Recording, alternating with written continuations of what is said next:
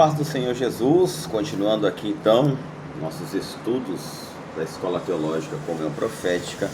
A disciplina é a Martiologia.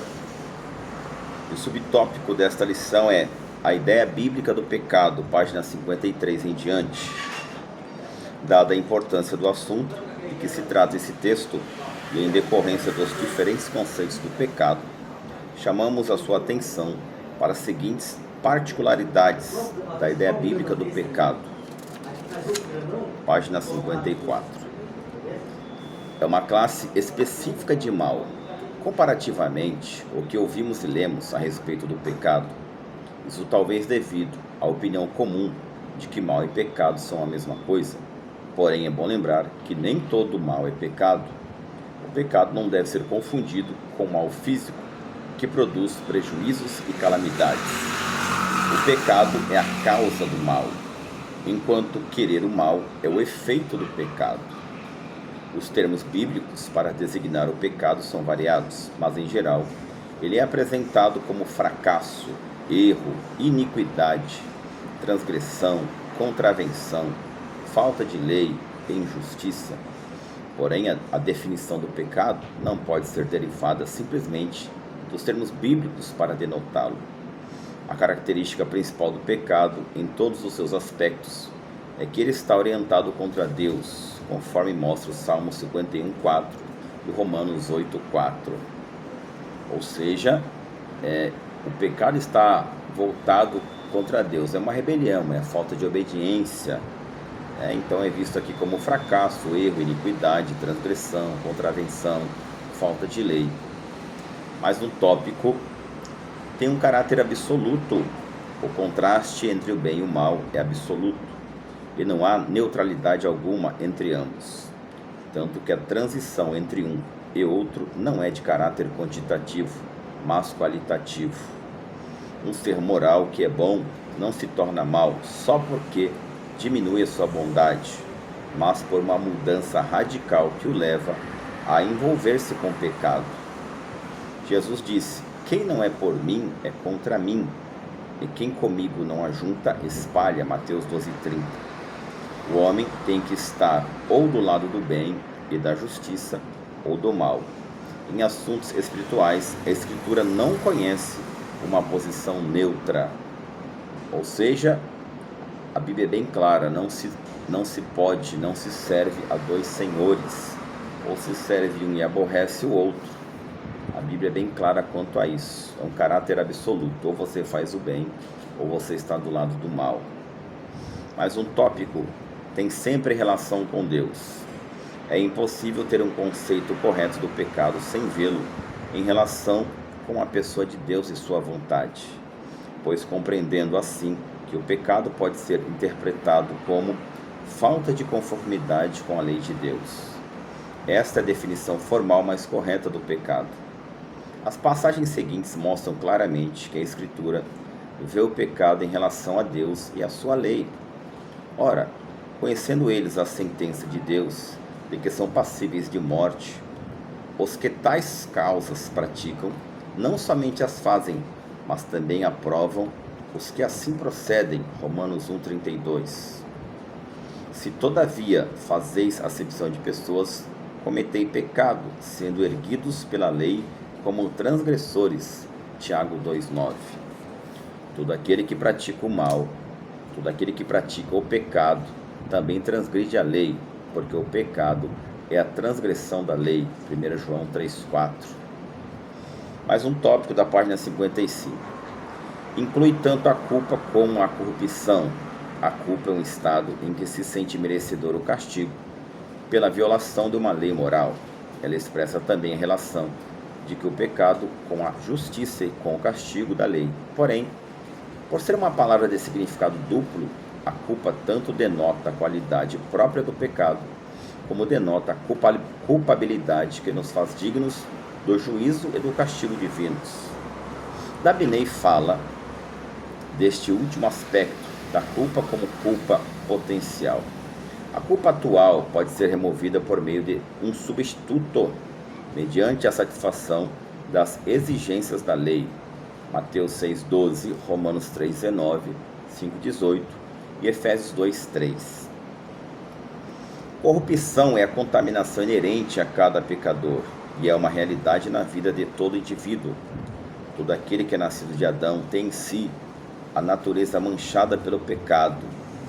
Jó 14:4, Jeremias 17:9, Mateus 7, de 15 a 20, Romanos 8, de 5 a 8, Efésios 4, de 17 a 19. Ou seja, a contaminação do pecado, a corrupção é inerente ao pecado. Corrupção é contaminação inerente a cada pecador e é uma realidade na vida de todo indivíduo. Ou seja, nós nascemos já com o pecado constituído no nosso sangue. Por isso que o sangue de Jesus nos purifica de todo o pecado. Nós já viemos com essa mancha do pecado. Nós já nascemos, debaixo desta pecaminosidade de Adão. Ok? O pecado tem o seu lugar no coração. Mais um tópico. O pecado tem o seu lugar no coração. O pecado não reside em nenhuma faculdade da alma, mas sim no coração. Âmago da alma, de onde flui a vida. Ele é o centro das influências que põe em operação o intelecto, a vontade e os afetos. Em seu estado pecaminoso, o coração torna o homem objeto do desagrado de Deus. Sobre o coração como invólucro do pecado, escreveu o profeta Jeremias: enganoso é o coração, mais do que todas as coisas, e desesperadamente corrupto, quem o conhecerá? Jeremias 17:9. Quem pode conhecer o coração que ele é enganoso? E Deus conhece. Deus, ele sonda, esquadrinha o coração do homem. Leia também Provérbios 4:23, Mateus 15:19 e 20, Lucas 6, versículo 45 e Hebreus 3, versículo 12. Ou seja, o pecado, ele tem a sua originalidade no coração do homem. O coração do homem, ele dá brecha para o pecado. Tudo procede do coração do homem. O pecado original. A condição pecaminosa em que nasce o homem é definida teologicamente como o pecado original. Segundo Beckhoff, ele é chamado assim: 1. Porque se deriva de Adão, o tronco original da raça humana, ou seja, pecado adâmico. 2. Porque está presente na vida de cada indivíduo, desde o momento do seu nascimento, pelo que não pode ser considerado como resultado de simples imitação. O homem não imita o pecado, ele já nasce pecador, por causa do pecado adâmico. 3. Porque é a raiz interna de todos os pecados atuais que maculam a vida do homem. Então, de geração em geração, o pecado é transmitido, desde o Éden. Devemos, porém, evitar o erro de pensar que o termo pecado original implica que este pecado pertence à constituição original da natureza humana, posto que isso implicaria que Deus criou o homem pecador. Ou seja, não é que Deus criou o homem pecador, ele criou esse casal puro no Éden, mas deu a este casal o livre-arbítrio, e eles pecaram, e através do pecado iniciou-se o pecado, que aí é conhecido como pecado original, ok? O pecado original e a história. É opinião geral dos teólogos que os pais da igreja primitiva não se deram o labor de escrever o suficiente sobre o pecado original. Contudo, segundo os pais da igreja grega, há uma corrupção física na raça humana, proveniente de Adão. Porém, isso não envolve culpa. A liberdade da vontade em nada foi afetada pela queda. Respeitáveis teólogos são da opinião de que este parecer dos pais gregos culminou com o surgimento do pelagianismo, movimento religioso herético fundado por Pelágio, britânico, que viveu entre 360 e 422 de nossa era. O pelagianismo negava completamente as doutrinas da graça e do pecado original. Na Igreja Latina apareceu uma tendência diferente, através da pessoa de Tertuliano, que, segundo alguns teólogos, foi o homem que, depois de Paulo, teve maior senso a respeito do pecado. Tertuliano considerou o pecado original uma infecção hereditária. Ambrósio, outro famoso pai da Igreja Latina, foi além de Tertuliano na questão do pecado original. e o descreveu como estado e fez uma distinção entre a corrupção inata e resultante da culpa do homem. Porém, através do talento e do espírito de estudo de Agostinho, que a doutrina do pecado original alcançou um total desenvolvimento. Segundo ele, a natureza do pecado, tanto física como moralmente, está de toda corrompida por causa do pecado de Adão, de tal maneira que o homem não consegue fazer outra coisa senão pecar.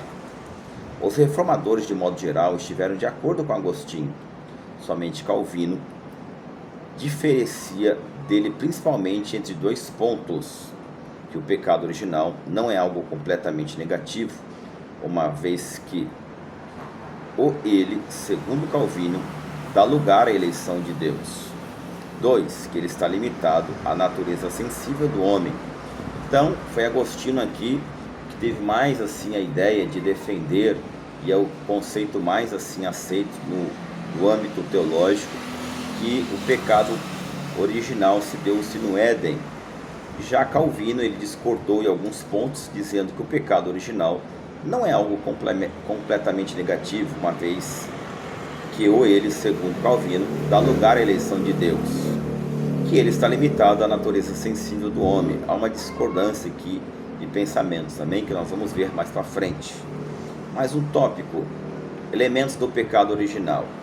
No texto anterior, tratamos de forma específica do pecado original e da maneira como ele tem sido discutido no decorrer dos séculos.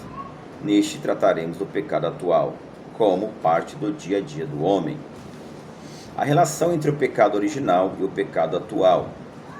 O pecado se originou no ato livre da vontade de Adão como representante da raça humana, uma transgressão da lei de Deus e uma corrupção da natureza humana que deixou o homem exposto ao juízo e castigos divinos. É esta natureza corrompida a fonte de onde flui todos os pecados atuais. Pecados atuais são aquelas ações externas que se executam por meio do corpo. São também todos aqueles maus pensamentos conscientes. São os pecados individuais de fato. O pecado original é um só, enquanto o pecado atual desdobra-se em diferentes classes, quais sejam atos ou atitudes. O que o apóstolo João escreveu no capítulo 1 da sua Epístola Universal poderá nos ajudar a compreender melhor a diferença entre pecados atuais. Se dissermos que não temos pecado, enganamo-nos a nós mesmos e não há verdade entre nós. Se confessarmos os nossos pecados, Ele é fiel e justo para nos perdoar os pecados e nos purificar de toda injustiça. 1 João 1,8. A palavra pecado no singular, cita o versículo 8, é uma referência precisa e direta ao pecado original, ou seja, a natureza caída do homem, ou pecado adâmico, enquanto a palavra pecados, no plural, citado no versículo 9, refere-se ao pecado atual do nosso dia a dia. E o que é a classificação desses pecados atuais? Página 57. É impossível classificar todos os pecados atuais, pois variam de classe e de grau e podem diferenciar-se em mais de um ponto. Os católicos romanos fazem uma bem conhecida distinção entre pecados veniais e pecados mortais, porém têm dificuldades em apontar qual pecado é venial ou mortal. A mais completa lista das diferentes classes de pecados mencionados na Bíblia é apresentada pelo apóstolo Paulo na Epístola aos Gálatas. Ora, as obras da carne são conhecidas e são prostituição, impureza, lascívia, idolatria, feitiçarias, inimizades, porfias, ciúmes, iras, discórdias, dissensões, facções, invejas, bebedices, glutonarias e coisas semelhantes a estas, a respeito das quais eu vos declaro, como já outrora vos preveni, que não herdarão o reino de Deus os que tais coisas praticam.